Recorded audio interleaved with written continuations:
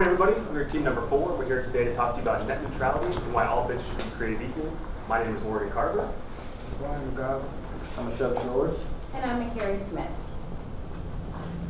So just to break down what we're going to be covering today, we're going to let you know about our purpose of our presentation, how it affects government, small business, big business, and you the consumer. And in the end, we'll wrap it up with letting you guys all make an informed decision with what we're telling you today. So our purpose is to explain to you all what net neutrality is, and of course its impact on the listed items. Now, net neutrality is the principle that internet service providers should enable access to all content, regardless of the source, without blocking or prohibiting any information, products, or websites. So everything should be created equal. There does not need to be a slow and a fast lane as far as data going across the web. Now, the impact this is having on the government, the ones who used to have control was the FCC, the Federal Communications Commission. They were the ones that enforced all the regulations on the internet service providers so that everything was neutral. In 2010, they released the Open Internet Order, which required all internet service providers to be transparent about the flow of traffic on their system, as well as prohibit any unfair flow of traffic, basically. So with that, everything was kept neutral, but in 2014, federal courts actually revoked that right, only keeping in place the transparency laws and make it so that they just keep their flow of traffic open, and it's up to the consumer to actually research this information and find out if the person you're going with is being fair or not. So instead of it being their responsibility, it's now ours. So in order for the FCC to get this back, they have to find the classification of what internet is. And according to the 1996 Telecommunications Act, they actually classified internet as an information services and not a telecommunication services. So they're not required to follow the same strict guidelines that telecommunication services are today. So in order for the FCC to get that power back, they need to actually reclassify internet as a telecommunication service. Now, why this is important to us is because this is actually affecting our personal rights for freedom of speech. Now, we all know that offline we're able to say what we want, but on the internet, this is currently being affected because people are having control of the flow of traffic. So if we want our words to be heard and someone else is controlling how it's getting out there, we're not getting that same freedom of speech that we would, offline. And this is becoming important in our present day because President Obama actually recently made an announcement saying that he wants the people to voice their concerns and join him in the effort to stop internet service providers from blocking traffic, prohibiting the flow, and taking paid prioritization in order to keep the fast lane open. So it's up to us and our government to come together on fixing this fact. So now that we've seen how it affects us in our rights, as well as government control, I'm going to pass it on to Brian to let you hear about how it affects small business. Well, currently, net neutrality prevents high costs and prevents a two-lane system of a fast lane and a slow lane, which basically means companies who can afford it, like the big rich companies, will get the fast lane. Everybody else, small business, will get the slow lane, which is a discriminatory payment option. And with small businesses in the slow lane, they'll be prevented from, when small businesses in the slow lane, they'll be subject to slow websites, which means they'll decrease in sales because people are not able to buy their products as fast as they used to.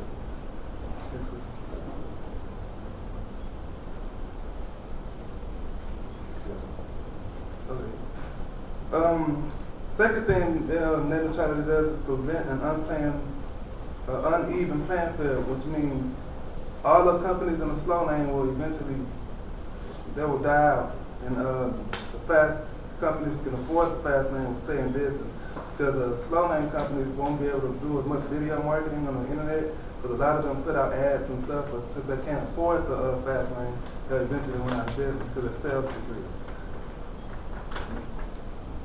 Net neutrality also prevents entrepreneurs from becoming discouraged. Like over the years, they've created millions of jobs on the internet, and if they can't afford to get in the fast lane, I mean, they'll be discouraged from creating the online jobs because many of the jobs have disappeared because they can't afford to get in the fast lane. So that means the U.S. will lose millions of dollars that generated every year.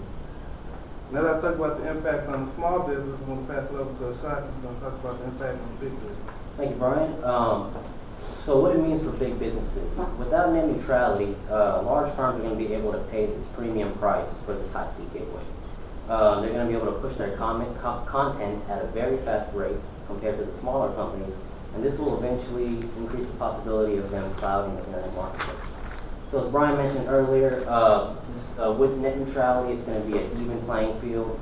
There's going to be competition in the marketplace, and most consumers and businesses will have the same rights online.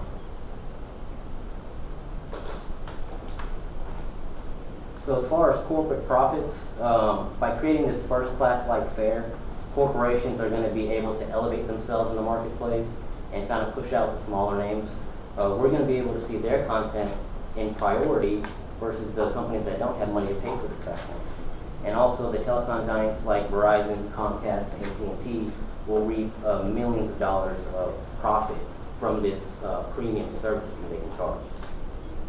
Also, for the companies that can afford this fee, they're going to have increased marketing, more capability to capture the market, so that's going to increase their profits as well. And a word that was recently coined because of this is access monopoly. These three telecom companies you see are probably the only ones anyone in here has access to. Probably only just one, depending on where you live. So because of this, it's considered an access monopoly. Since you only have access to one of these companies, they have full right to what you can see, how fast you can see it, and pretty much what content is available to you. So because of this, that's kind of why that's why the government is treating this as a utility versus a monopoly. And then to cap off, I'm going to talk about corporate interest split. Right now, the online companies are more vocal than the offline companies when it comes to supporting or not supporting net neutrality. But recently, in the past few weeks, offline companies such as UPS, Visa, Bank of America, and Ford have declared support for net neutrality. So there's been more participation in the movement to see where exactly this is going to head in the coming months. And with that, I'm going to pass it along to McCary. She's going to explain to y'all how this affects you as a consumer. Thank you, Ashok.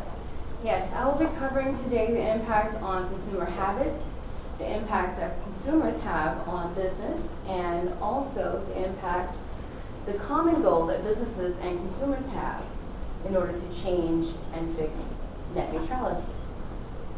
So, basically, consumers spend approximately 2.6 trillion hours every month using some sort of internet usage, which may sound like a lot, but it's really not, because there are approximately 250 million internet users, which equates to 10.6 hours per month.